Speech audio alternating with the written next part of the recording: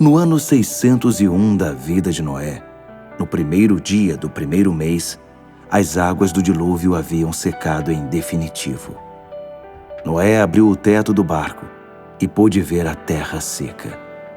No dia 27 do segundo mês, a terra estava completamente seca. Olá, bem-vindos. Este é o Comentário Bíblico João 8:32. É um prazer estarmos aqui para mais uma exploração profunda. Sem dúvida. E para começarmos o estudo de hoje, imaginemos por um momento o que é estar trancado num barco de madeira durante mais de um ano. E não estamos a falar de um cruzeiro luxuoso, não é? Claro que não. É um espaço minúsculo, partilhado com todas as espécies de animais imagináveis. O cheiro é intenso, o espaço é completamente claustrofóbico. Pois, e a memória daquela tempestade catastrófica que devorou o mundo ainda ecoa na mente daquelas pessoas. Exatamente. Mas a certa altura, a chuva finalmente para. O barco assenta, não é? O sol rasga as nuvens e, ao espreitar, é possível ver terra seca. O pesadelo parece ter acabado. Parece mesmo. A salvação está ali, a escassos metros de distância, mas, e este é o grande mas, a porta continua trancada por fora. Uau! É uma agonia. É uma agonia tremenda. E é exatamente nesta agonia da espera que a nossa análise de hoje começa. Vamos mergulhar no livro de Gênesis, no capítulo 8, versículos 13 e 14. E o nosso objetivo é mostrar a quem nos escuta que esta narrativa não é apenas um épico de sobrevivência, certo? Certo, nem mais. É um tratado magistral sobre a providência divina e sobre aquela disciplina oculta na arte de esperar. E o que torna esta passagem tão rica é que temos o privilégio de cruzar o texto sagrado com mentes brilhantes.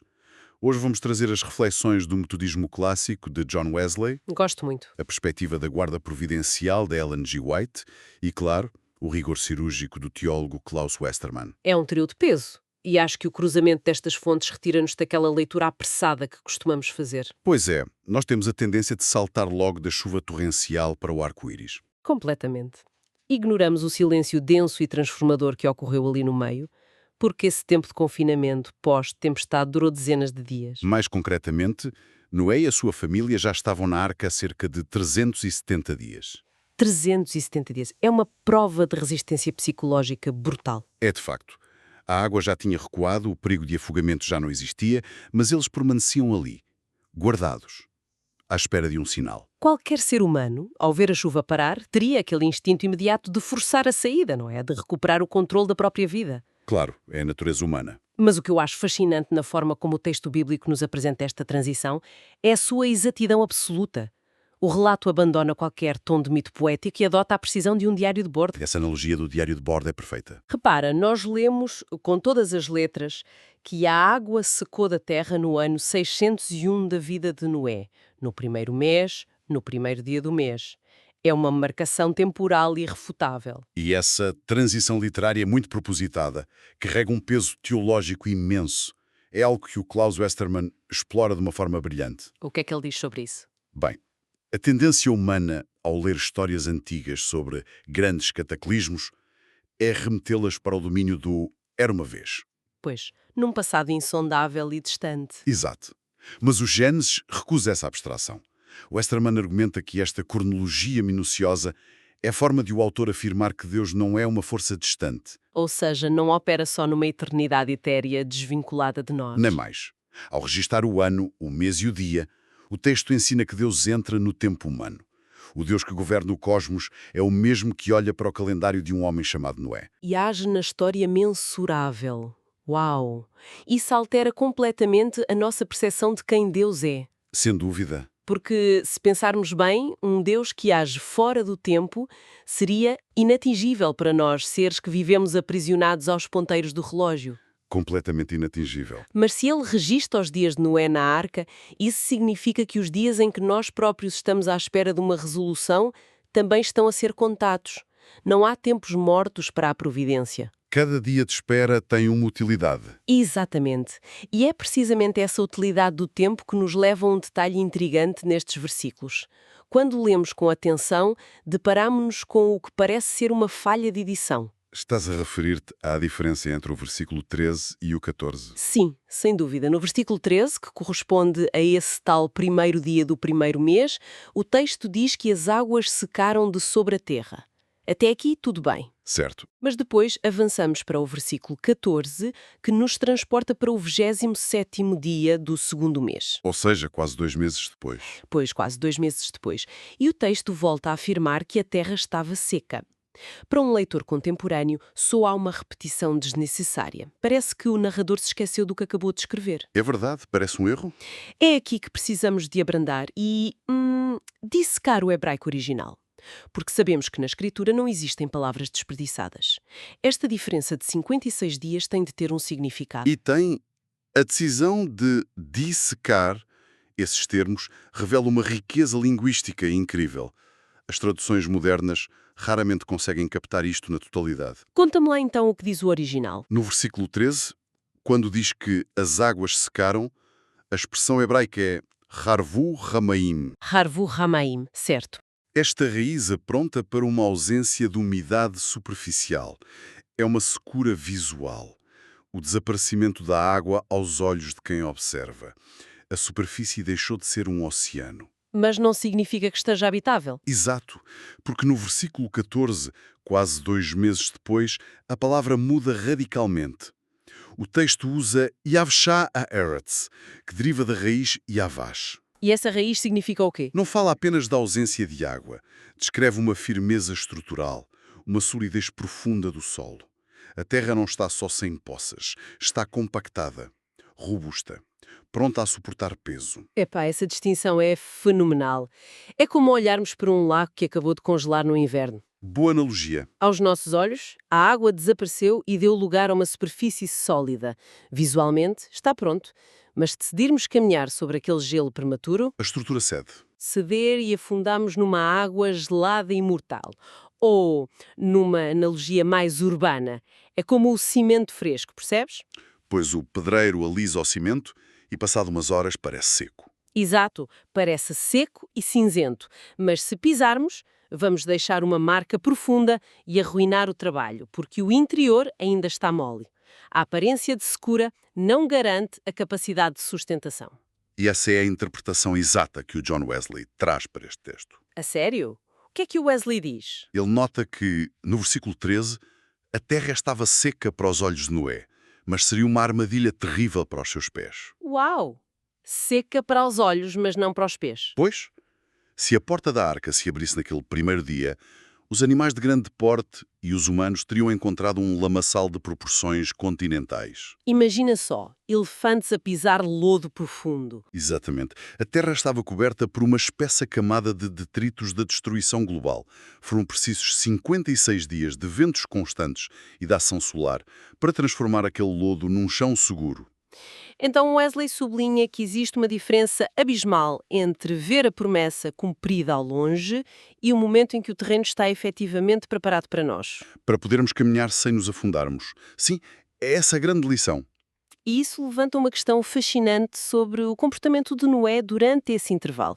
Repara, temos 56 dias de silêncio absoluto no relato bíblico. É muito tempo de silêncio. Muito tempo. O texto não nos diz que Noé cantou, que reclamou, que organizou reuniões de família, nada. Mas revela um pequeno grande pormenor. Noé tem iniciativa. Sim, o versículo 13 diz que ele removeu a cobertura da arca e olhou. É uma ação física intencional. Ele não está deprimido num canto escuro, à espera que uma voz venha do céu explicar tudo. Ele procura a luz. Ele investiga. Ele constata com os próprios olhos que a água desapareceu. Mas a questão central é, apesar de ver a terra seca com os próprios olhos, ele não sai. Ele não constrói uma escada de corda. Ele volta a sentar-se e espera mais 2 meses. O que revela um domínio próprio absurdo. É uma submissão à autoridade divina que roça o incompreensível para a nossa mentalidade moderna, que está sempre tão focada na ação imediata. Nós queremos logo abrir a porta, não é? Queremos sempre. E para compreendermos a profundidade desta inércia aparente de Noé, os escritos de Ellen G. White oferecem uma grelha de leitura fantástica. Ela utiliza o conceito de guarda providencial. Guarda providencial. Como é que isso se aplica à arca? Durante todo o tom de uma arca, eles não sobreviveram pelas suas habilidades de navegação. Não havia leme na arca, percebes? Pois não, estavam à deriva, quer dizer, à deriva do ponto de vista humano. Exato. Eles estiveram sob a proteção direta de anjos, guardados pelo poder de Deus. A sua sobrevivência dependia de uma submissão total a essa guarda. É uma renúncia total ao controlo. Eles reconheciam que quem os tinha trancado por fora seria o único com legitimidade para abrir a porta quando o perigo da lama tivesse passado. É como um paciente internado no hospital com uma fratura grave. Sim, A certa altura, a dor desaparece. O paciente olha para a perna e sente-se bem. A secura visual diz-lhe que está curado.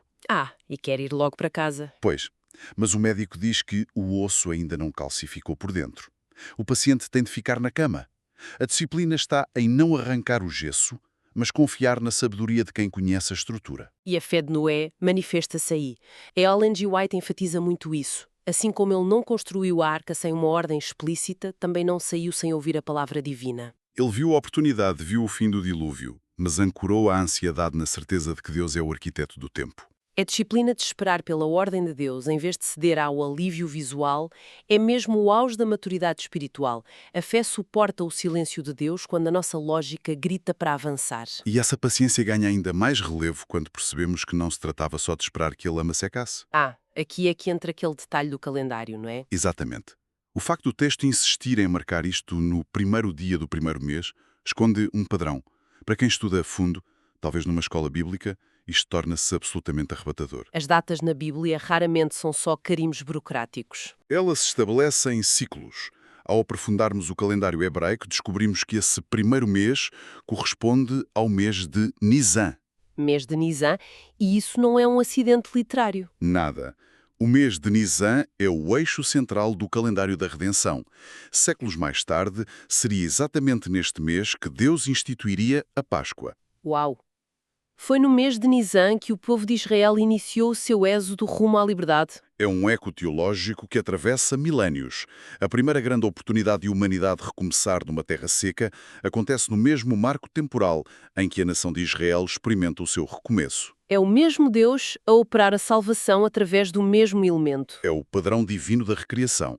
Repara, a linguagem que Gênesis utiliza para descrever o vento que secou as águas é incrivelmente semelhante à linguagem de Êxodo. Quando Deus envia aquele vento forte oriental para abrir o Mar Vermelho. Exatamente. Para Noé, a terra seca torna-se o caminho para uma nova humanidade. Para Israel, a terra seca no fundo do mar torna-se o caminho para a terra prometida. Em ambos os casos, a salvação passa pelo juízo das águas e culmina na solidez da terra firme. Tudo ancorado no mês dos novos começos. O que nos mostra que a Bíblia é uma tapeçaria meticulosamente tecida. Completamente.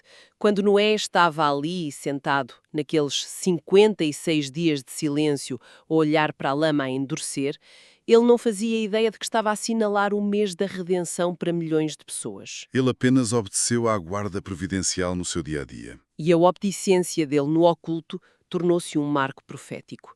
E acho que é aqui que podemos fazer a ponte de todas estas reflexões para a experiência de quem nos escuta hoje.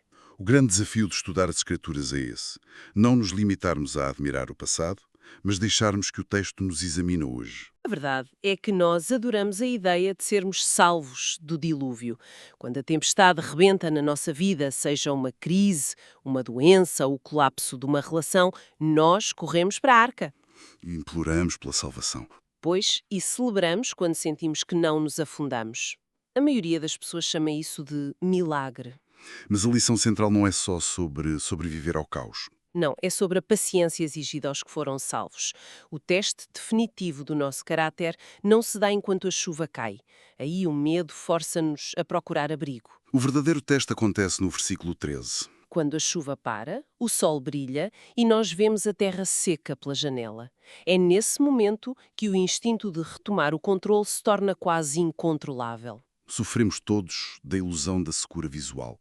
O perigo de confundir o fim da tempestade com o momento de avançar. E a arrogância de pensar que, por já não nos estarmos a afogar, já podemos caminhar sozinhos sobre um terreno que desconhecemos. E a tragédia é que muitos de nós arrombamos a porta da nossa própria arca antes do tempo. Recusamos os 56 dias de solidificação. Saímos a correr cheios de boas intenções para darmos por nós atolados num lamaçal de decisões precipitadas. Projetos imaturos, relacionamentos que não tinham base para suportar a realidade. Falta-nos aguardar pelo versículo 14. Falta-nos a paciência para deixar o vento de Deus atuar sobre o solo até que haja firmeza estrutural. E isto requer uma confiança brutal na bondade de quem nos trancou lá dentro. Requer a disciplina de dizer: eu posso investigar, eu posso planear, mas eu não vou dar um passo fora desta proteção providencial até ouvir a ordem divina. Porque Deus não quer apenas que nós sobrevivamos. Ele quer que caminhamos em segurança sobre a terra sólida. Prontos para construir algo que dure. E toda esta exploração profunda conduz-nos a um ponto de introspeção. Ao contemplarmos a postura de Noé, somos confrontados com a nossa própria impaciência. Há momentos em que conseguimos ver a promessa no horizonte, não é? A tempestade acalmou e a terra parece tão convidativa. Mas a sabedoria divina sabe que as fundações ainda estão frágeis. O silêncio de Deus não é abandono. É o tempo necessário. Exato. É o tempo para que o terreno do nosso caráter endureça o suficiente para suportar o peso do propósito dele. E é com esta realidade em mente que encerramos a nossa análise. Uma meditação essencial. Sim, para ancorar a nossa fé no tempo perfeito de Deus. A pergunta que fica a ecoar na mente e no coração, chamando-nos à disciplina da espera, é apenas esta. O que é que Deus está a secar completamente nas nossas vidas neste exato momento, enquanto aguardamos que Ele profira a palavra saia?